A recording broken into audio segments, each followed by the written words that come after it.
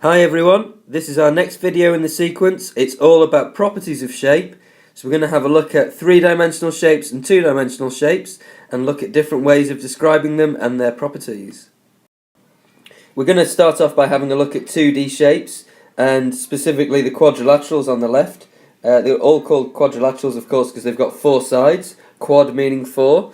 So if we have a look at the parallelogram is a little bit like a rectangle insofar as it's got two pairs of parallel lines, because those lines are parallel to each other and those lines are parallel to each other. And what we mean by parallel is those two lines stay the same distance apart all the time. So for example, that distance is identical to this distance. Now we sometimes say that if those lines continued forever, they would never meet because the distance would always stay the same. And of course it's different from a rectangle insofar as a rectangle has also got four right angles. Similarly, there's a link between a rhombus and a square in the sense that both have four sides of the same length. The only difference, of course, is that a rhombus has got two acute angles, angles less than 90 degrees, and two obtuse angles, angles more than 90 degrees, whereas a square has just got four right angles, four 90-degree angles. And then finally, a trapezium, one of the most difficult to remember, in that it's just got one pair of parallel lines, so a quadrilateral with one pair of parallel lines, but the angles here can be different, and that's how it's categorised as a trapezium.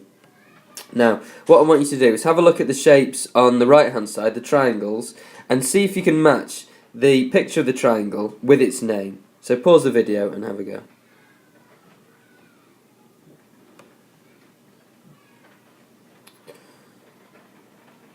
Okay, so if we have a look, first of all, we've got the right angle triangle here, and I'm going to just draw an arrow to its right angle. So it's got a 90-degree angle that makes it a right angle triangle. The isosceles triangle is the one which has got two sides of the same length, which is this side and this side. And because it's got two sides of the same length, there's also two angles that are the same there in the isosceles triangle. Our equilateral triangle, of course, the root word equal there is key because all of its sides are equal and all of its angles are equal, 60 degrees its angles. And then that leaves finally this one, our scalene triangle, and it's scalene simply because it hasn't got any right angles, it hasn't got any of the same angles, and all its sides are a different length. Okay, see if you can describe these three shapes here using the properties that we've just described on the previous page and the sentence starters given. So pause the video and have a go.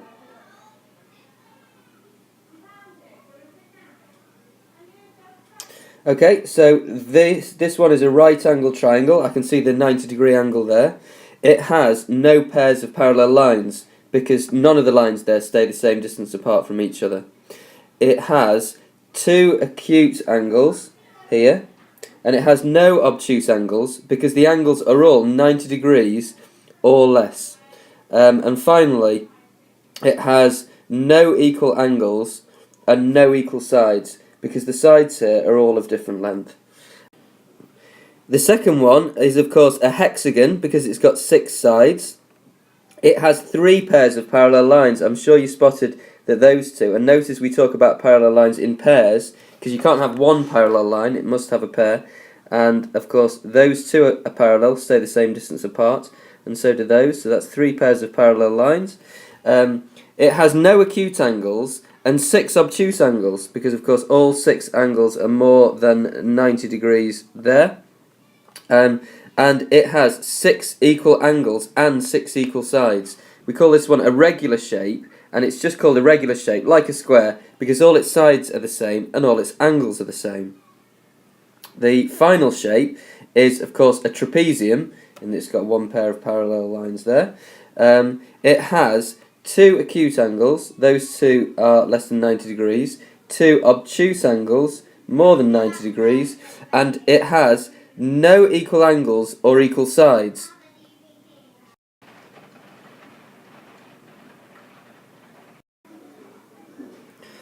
when describing shapes, you've also got to be able to use the terms adjacent and opposite. So if you have a look at the parallelogram here, you see there, if I turn it on its side, of course, it's still a parallelogram, even though it's not parallel to the page. If I'm talking about its adjacent sides, I'm talking about sides that are next to each other. So, for example, this side and this side are adjacent, because they're next to one another. And similarly, this side and this side are also adjacent sides. Whereas opposite sides are straight across from one another.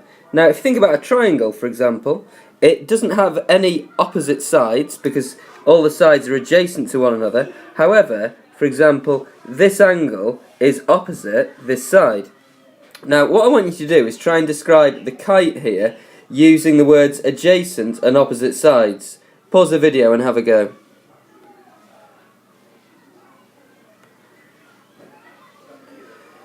Okay, so with the kite, I could say that it has two pairs of adjacent sides that are the same length. So those adjacent sides are the same length, and those adjacent sides are the same length. But the opposite sides have different lengths. Okay, let's try and apply some of this understanding to answer a couple of questions. So this is the first one. Have a go and see how you get on.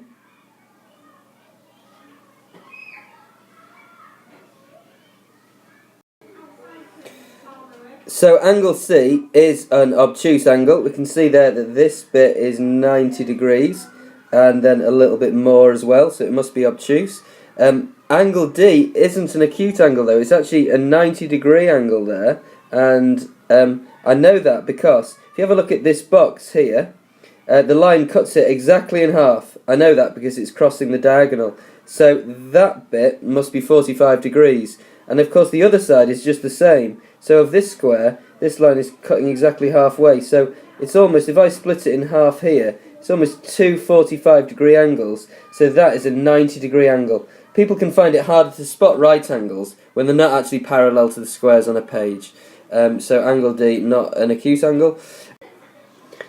And line AD, which is this line here, is not parallel to line BC, because even though those two lines never meet, they're not the same distance apart. That distance, of course, is much shorter than this distance here. So that one, of course, is no. And then line AB is perpendicular to line AD. So we've got AB here and AD there. And this angle, if you can still see it, is a right angle because it crosses both of those two squares diagonally in half, so it must make a right angle. And again, have a go at this question, all about the properties of triangles.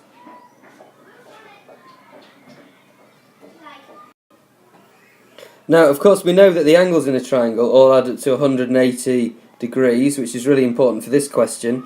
A triangle can have two acute angles, because say if I draw this triangle like that, I've got one obtuse angle, I've got these two acute angles, so that is possible. However, a triangle can't have two obtuse angles, because the thing I know about obtuse angles is that they are more than 90 degrees. So if I had two angles that are more than 90 degrees, then overall I would have more than 180 degrees in my triangle, and ultimately the sides of the triangle wouldn't meet. A triangle can't also have two parallel sides, because if I try and draw two parallel sides like that, if those sides stay the same distance apart, it will of course need two lines to join them to make them parallel. So that one's a no. And finally, of course, a triangle can have two perpendicular sides, because they're just sides that join at a right angle. So that would make that a right angle triangle. Okay, so there's two main groups of three-dimensional shapes I want you to learn about as well. One are prisms. Now, prisms essentially have the same shape at either end. So you can see here, this one is a hexagonal prism, because it's got a hexagon on its top, and it will also have a hexagon on its base that will be of the same size. And similarly here, we've got a triangular prism, because there's a triangle on one end and a triangle of the same size on the other. Pyramids, of course, are different, because with a pyramid, all the points will meet at the top. So here, for example, this is a square-based pyramid, because it has a square on its base, and yet all the points can still meet at the top. and this example would be of a triangular pyramid. Okay, now when we're looking at shapes, both prisms and pyramids, we need to be able to work out the faces, number of faces, number of edges, and the number of vertices. Now, I hope the diagram demonstrates what faces and edges are on the shape, and vertices essentially is another word that's used to describe its corners.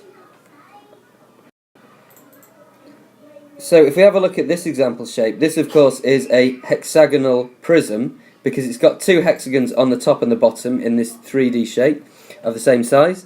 If we're working out how many faces it has, well, of course, it'll have the top and the bottom hexagons, so that will be 2, plus, I know that there'll be 6 faces around the side, 1 almost going down from each side of the hexagon, which will make a total of those 6. So in total, there'll be 8 faces on this hexagonal prism.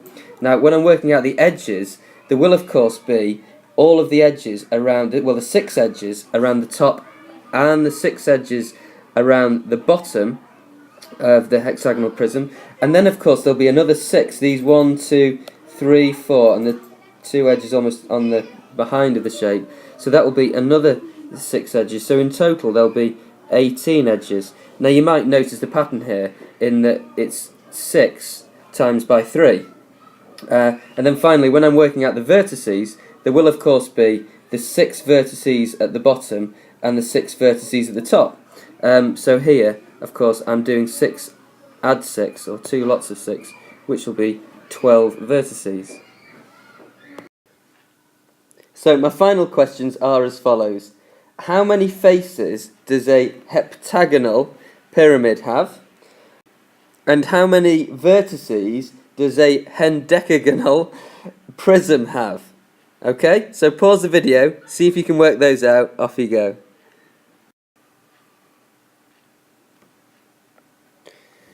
Well, when I'm working out how many faces a heptagonal pyramid have, of course a heptagon's got 7 sides. If you imagine that I'm looking at the pyramid from above, I'll have the one side on the bottom, and then for each side of the heptagon there'll be a section, so that'll be a total of 7 faces around the edge of the pyramid, and then the one on the bottom, 7 plus 1, making 8 faces. Now I'm sure you're all looking forward to seeing my diagram of a hendecagonal prism, so here goes. Please don't try and count the number of edges on the top of my drawing, so there should be 11 there, and then of course we'll have all the edges going down here, so it would look a little bit like that, and of course then there'd be the 11 edges on the bottom hendecagon. When I'm working out how many vertices there are of course 11 vertices on the top, 11 for each vertices of the hendecagon, and 11 on the bottom, giving a total of 22 vertices. Well done. We look forward to seeing you in class when we can apply all of this learning. Have a great weekend.